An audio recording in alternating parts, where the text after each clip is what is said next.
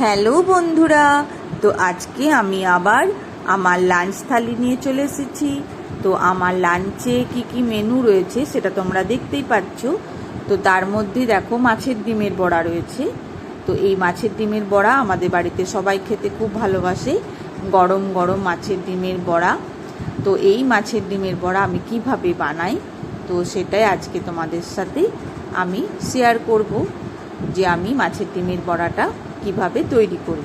তার জন্য মাছের ডিমটা নিয়ে নিলাম একটা বাটিতে। এরপর আমি একটু বেশি করে পেঁয়াজ কুচি নেব, একটু আদা কুচি নেব, কাঁচা লঙ্কা কুচি, রসুন কুচি, সামান্য বেসন নেব, স্বাদ মতো নুন নেব। এরপর এটাকে ভালো করে চটকে চটকে মেখে নেব। খুব ভালো করে এটাকে মাখতে হবে।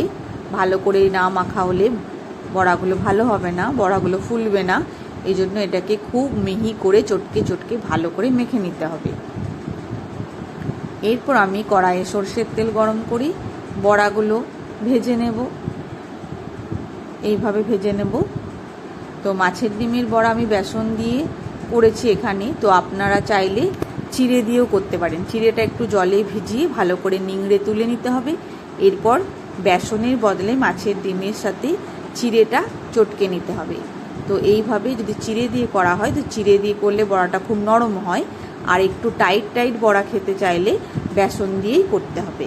তো আমি টাইট টাইটই বড়া করছি, আমাদের বাড়িতে একটু টাইট টাইটই বড়া ভালোবাসি, সেই জন্য আমি বেসন দিয়ে করলাম। তো এইভাবে আমি বড়াগুলো করে তুলে নিলাম।